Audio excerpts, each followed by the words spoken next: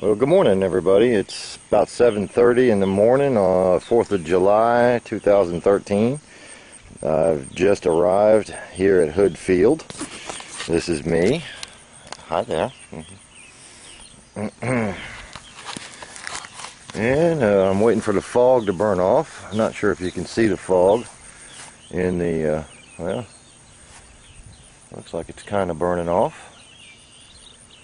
It's been over a month since I've been able to fly my airplane. It's been very, very rainy here in eastern North Carolina.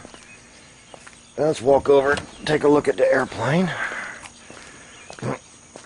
There it is, over there.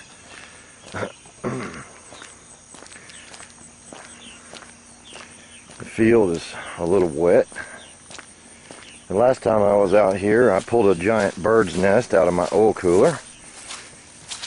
Mounted a bracket inside the aircraft for this camera, and I repitched the propeller down to 11 degrees in search of more RPMs, a little more power, and a shorter takeoff. Here's the field. Even though it's been raining so much, the field seems pretty solid. Not too mushy. I don't want to tear it up.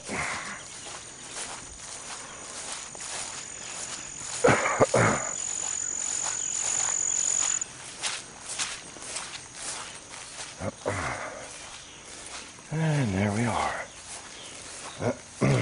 Put my can of fuel down. Okay.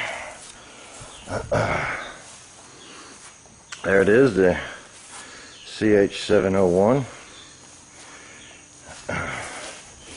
Here's my oil cooler bird nest preventer. The last time I was out here, I also added this little stainless steel scoop. You can see I've got 2 screws in. I can remove it if necessary. I noted a slightly higher oil temperature than ideal. As ideally 180 degrees, I was getting about 200. There may have been a hunk of bird's nest in there at the time, so anyway, that's been removed.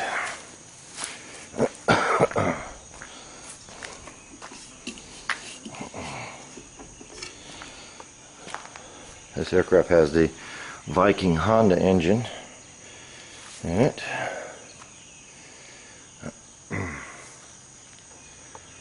I had to add these small pitot tubes to the fuel caps as I was getting fuel transfer due to air pressure, and this has solved the problem. It no longer does that. Airplane looks good. Let's see if we can pull this engine cowl in and take a look at the engine. Okay, that's one, and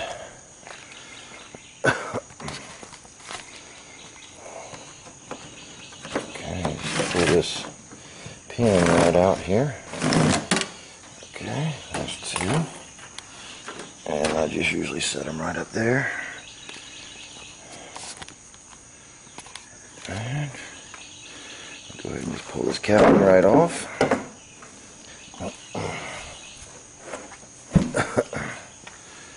And here's the Viking Honda engine. Still with the version 1 air intake manifold.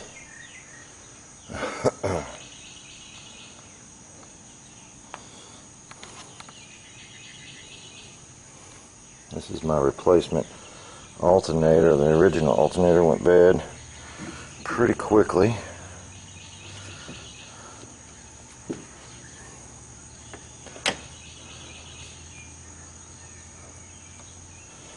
Taking a look at everything here. Belt's tight. Plenty of coolant. No air pockets.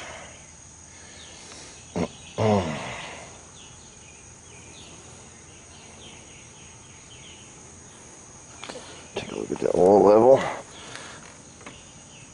About 5 flight hours ago, I changed the oil and replaced it with synthetic oil.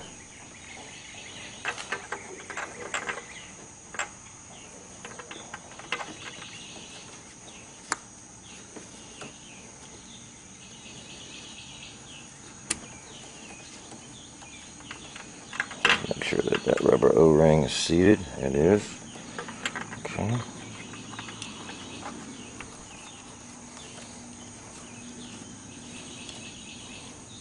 There's several updates to this engine, including these pulleys, set of aluminum pulleys that weigh a little less and spin the water pump and the alternator a little slower.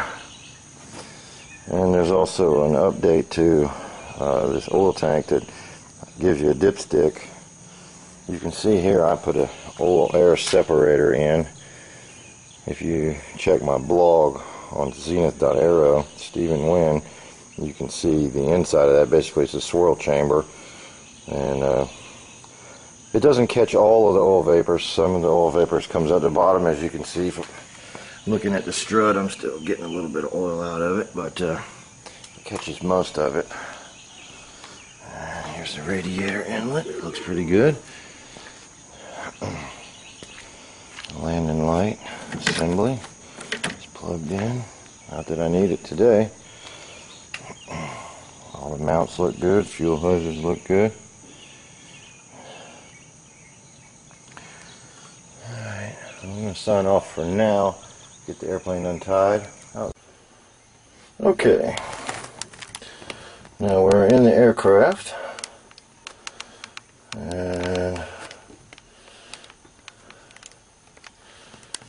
there we go. It hasn't run, like I said, in over a month. So let's see if she'll crank. Okay. Master on.